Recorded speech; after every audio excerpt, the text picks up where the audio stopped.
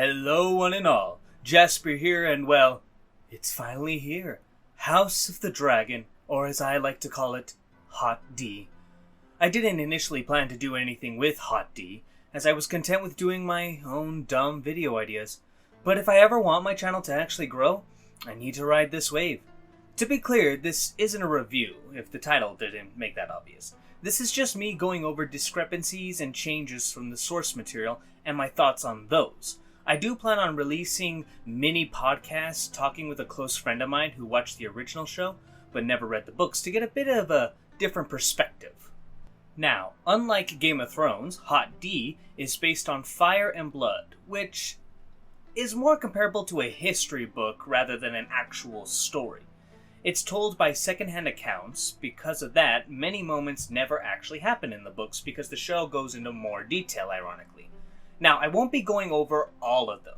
I'll just be going over aspects that we know for sure didn't happen, character appearances that are inconsistent, cut content, and alternative scenarios in cases where Fire and Blood was a bit too vague. Finally, and this should go without saying, there will be spoilers, and not just for this episode, but possibly future episodes and future seasons. Unlike Game of Thrones, we actually have an ending to this series. Ready? Then let's begin. And don't worry, I promise I won't nitpick every single detail. The show starts us off in Harrenhal, where... Hold it! Zoom in. Why the fuck does the Targaryen sigil have 4 legs? Look, I know that the 4-legged dragon sigil appears in the original Game of Thrones series. But here's a crazy thought. Just because you fucked up in a previous series doesn't mean you can or should make the same fuck up. From what I hear, apparently they're doing this to explain why there are 2 different versions of the sigil, when, in the truth of the matter is, they messed up in the original. My bet is it will be addressed at the end of the season when the Civil War is about to happen. Aegon and Rhaenyra will make their own personal sigils, but we will see. I also heard it's a tribute to Daenerys because, of course, you would make a tribute to her in a prequel. Okay, back to more important matters. We start in Harrenhal, where a great council is being held to decide the next ruler of Westeros. And I know there's a bit of a negative connotation when it comes to lore dumps like this, but personally, I think they're fine, especially when you have as much information as House of the Dragon does. Honestly, I think Game of Thrones would have benefited greatly from this in their first episode. Those histories and lores extras on the Blu-rays helped me so much before I read the books. First inaccuracy, though, aside from the sigil. Jaehaerys Targaryen was not at the Great Council. He pretty much let the Lords of Westeros decide while he stayed in King's Landing. Second discrepancy, Corlys Velaryon and his wife Rhaenys Targaryen. So close yet so far. If you just switched her hair color with his skin, it would be fine. The fandom has already butted their heads together on the race change of Corlys plenty of times already. I already have a video on the topic. Other Game of Thrones YouTubers have videos on the topic. Some of them go over it nice and professionally and well researched. Others don't. So instead of beating this dead horse, let's focus on Rhaenys and her lack of brown hair. This is a change that I greatly disagree with.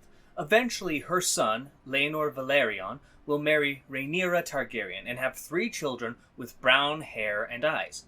Because of this, a rumor goes around that they are bastards.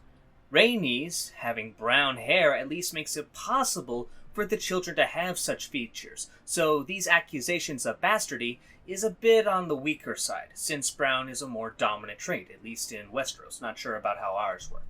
However, her having silver blonde hair changes the game quite a bit, and it's especially annoying because the actress, Eve Best, has dark hair.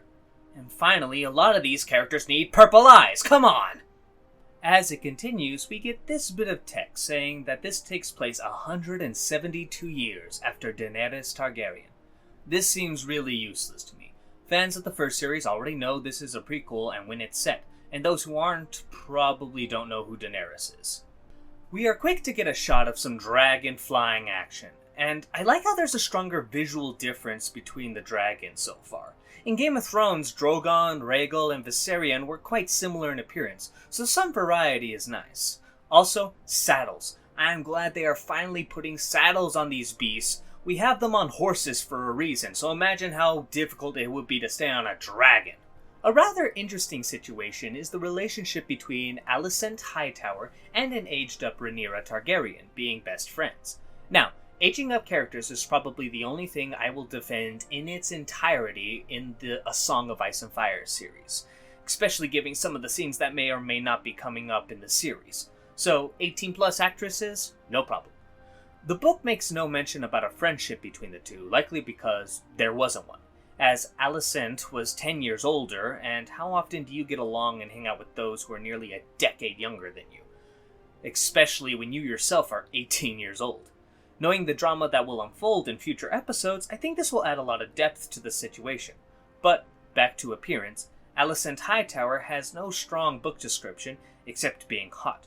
However, most Hightowers apparently resemble Valyrians, at least in the hair department, though that only comes from members of the current Game of Thrones series. I would have preferred her having blonde hair, since we know that when she was taking care of the old King Jaehaerys, he would often confuse her for his daughter. But when you're close to death, anyone could look like anyone, so her having brown hair isn't that big of a deal. We have an interesting scene with the Small Council. Interesting in the fact that Corlys should not be here. After both his wife and child were passed over to rule the Seven Kingdoms after 2 separate events, he was incredibly upset and quit the council, leaving King's Landing for Driftmark, meaning almost every scene with Corlys and Rhaenys likely never happened. So instead of me pointing out every single one of them, if you see them, just assume they didn't belong in this episode. Also, since we have a better look at the sigil on his chest, I can firmly say they changed the Valerion sigil. Instead of a seahorse, they changed it into a... sea-horse? Okay, I know this has a name. 1 second. A hippocampus? I'd be lying if I said this wasn't a cooler sigil. It's kind of like the Stark banner change. I think I'm okay with it for the most part. Moving right along, we see Rhaenyra being escorted by the Kingsguard. He says Daemon Targaryen entered the Red Keep and that the king doesn't know. Motherfucker, you are the King's Guard. If you know, then he should. While we are here, let's talk about the Iron Throne itself. It's an improvement from the one we got in the first series. Larger, more mangled and misshapen, but still not as monstrous as it should be in the book. Also, the swords that are melted on the floor, it looks like Aegon gave up trying to make the throne and just tossed the swords onto the ground for Balerion to melt. We also get introduced to Daemon Targaryen, and I was very skeptical of casting Matt Smith, though it might be because I can't help but picture him with a bow tie and fez.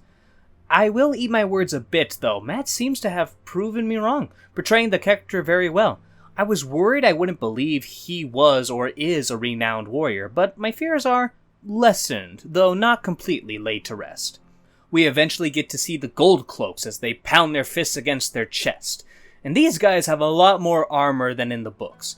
Daemon did upgrade their gear when he was made Master of Laws, but it was mostly ringmail. Other officers and higher ranking members had breastplates, but even they didn't seem to have full plate, like Daemon does. We get to see the City Watch do their job, and Jesus Christ! I know Daemon took joy out of punishing criminals, and he was a bit on the brutal side when it came to law enforcement, but are you sure these guys are criminals? Maybe lock them up? Have some sort of investigation, or... Guess not. We get another small council meeting, this one Daemon actually goes to, and they put these small marbles into holders. I have no idea what the fuck these are. I just wanted to point them out. Daemon talks to Lord Strong, and why do they have him wear a wig? The character is balding just like the actor. Maybe he is yet to bald, so in future episodes he will get rid of it as we get time jumps? We are then thrust into a brothel where Daemon is spending time with, I assume, Mysaria, who in the books is a whore from Lys. The people of Lys normally have Valyrian traits, and we know Mysaria is pale white, so it's likely she has silver hair as well. This change, though, is negligible in the grand scheme of the lore, so her possibly being from Yi Ti instead of Lys matters very little. We then get a tourney to celebrate the eventual birth of King Viserys' son. A tourney that never happened. Well, sort of. There was a tourney where some of these events took place, but it was for Viserys becoming king. With that said, I have some issues with this tourney. First few jousts are fine, but the first one we see Daemon do, he cheats, attacking the horse. It's dishonorable, which isn't out of character for him, but he should have been eliminated rather than everyone just being okay with it. At the very least, Otto Hightower, the Hand of the King, should have made some sort of objection, since it was his son who was currently eating shit. And Lady Alicent must really hate her brother to give her favor after that. We then have a sudden all-out brawl where men are using real weapons and actively trying to kill each other, while the audience just watches, cheering for death. Remember when Gregor accidentally killed Hugo of the Vale and everyone was shocked and horrified? Or what about when Gregor attempted to kill Loris? Sandor leapt in to save Loris and Robert demanded for it to stop. The king, who loved war and violence, called the instance madness. And all of these people treat it like it's supposed to happen, dragging the bodies up like, just another day. Heck, later in the book, Criston Cole, we'll talk about him in a moment, accidentally killed someone at a tourney, and Viserys was furious with him. We get to see the Queen and King having serious issues with the delivery process. All the books mention is that the Queen died in childbirth, and their son as well the next day. Nothing was mentioned about cutting out the child to try and save it, but it's a possibility. Sir Criston Cole beats the tar out of Damian and reveals that he is Dornish. Well, House Cole is a very minor house in the Stormlands, specifically the Dornish Marshes. I know it's kind of confusing. Being a minor house that is close to the border of the Stormlands and Dorne, and with so little lore about House Cole to begin with, it's entirely possible that not only Christian, but all of House Cole are Dornish, but happen to live in the Stormlands. It wouldn't be my first assumption, but I could buy it.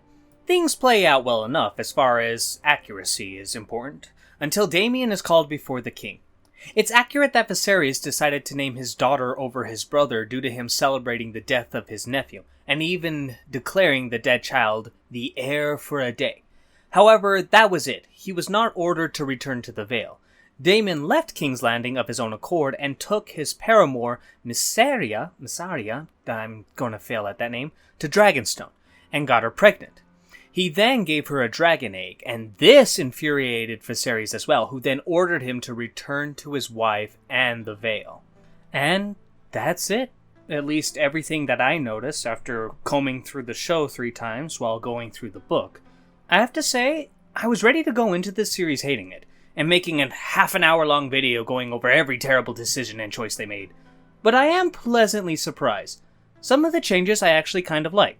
Others I'm neutral on, but of course there are some changes I'm not a fan of. Either way, I hope future episodes on this topic won't be much longer. It's already going to be crazy expensive for me doing these weekly videos.